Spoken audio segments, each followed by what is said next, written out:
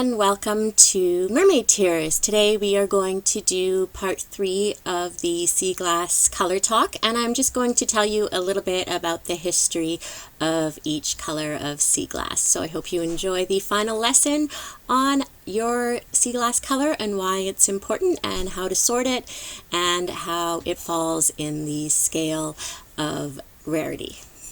So the two charts that I'm kind of going to use just to walk us through, and again, I'm not really talking about rarity, but that does have to do with the use of the sea glass and its origin, are these two here, and they're not an exact science. They're just kind of based on the more commonalities of things.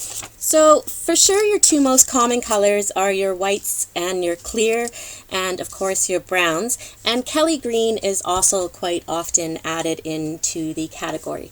These three colors are definitely the most common because they are what are primarily used for beer, juices, soft drinks, and other beverages. When you're looking at your clear, it can also have come from clear plates or glasses, windows, windshields, things such as that. Interestingly enough, the browns were quite common in the 1800s and are again common today.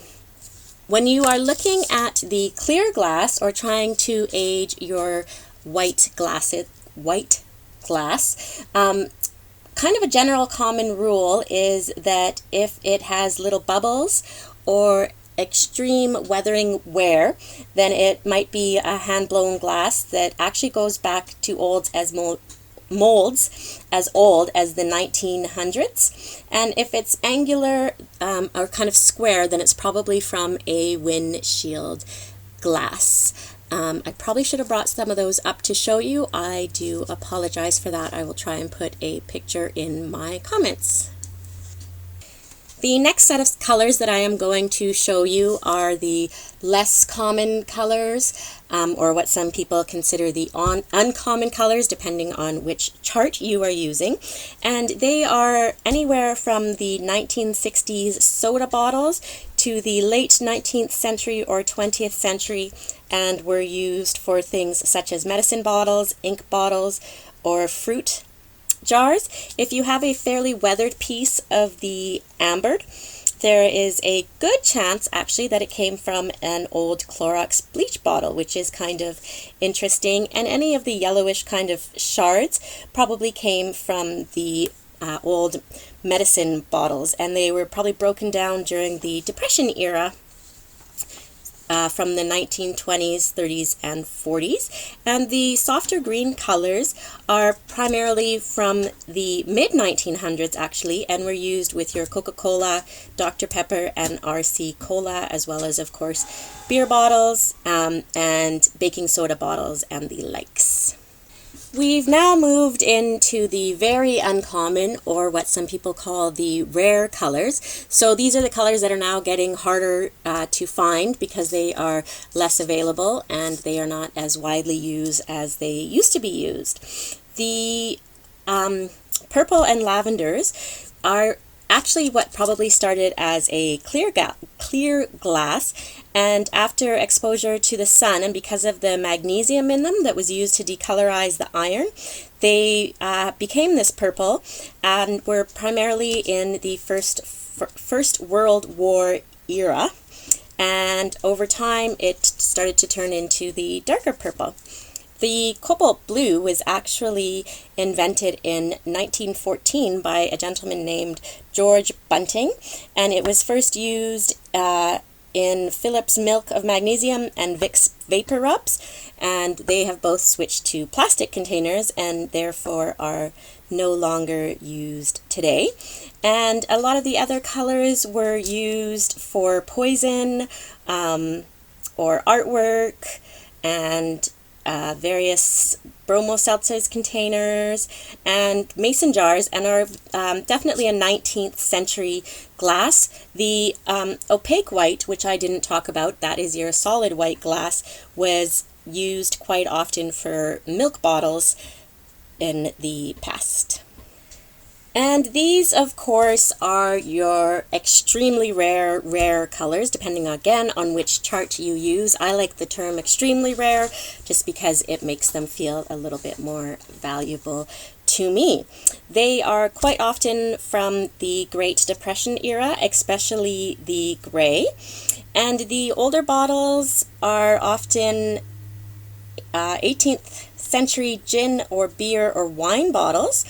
And some of it comes from old Vaseline containers, tableware, or art glass. Some of the reds and even the oranges come from tail lights, dinnerware, nautical lights. The red is one of the rarest colors to find, especially the ruby color red, because it was used, copper or gold was actually used in the glass to help give it that shade of the ruby red. And the most common sources of that was stained glass windows, boat lights, buoys, or beer bottles. And in the 1950s, Schlitz Beer actually made their bottle by a company called Anchor Hocking, which was red. And the yellow is another one that is rare to find because it uses the selenium, silver, and uranium dioxides to help turn the glass the yellow shade. So as you can imagine, it's more expensive to make. The orange is actually mostly from the Art Deco period, but was used in various tableware and vases. And black is one of the rarest ones to find, often because people simply overlook it amongst the rocks and the rubble, but also because of how old it is and where it came from. So as I mentioned in one of my earlier videos, black is never actually black.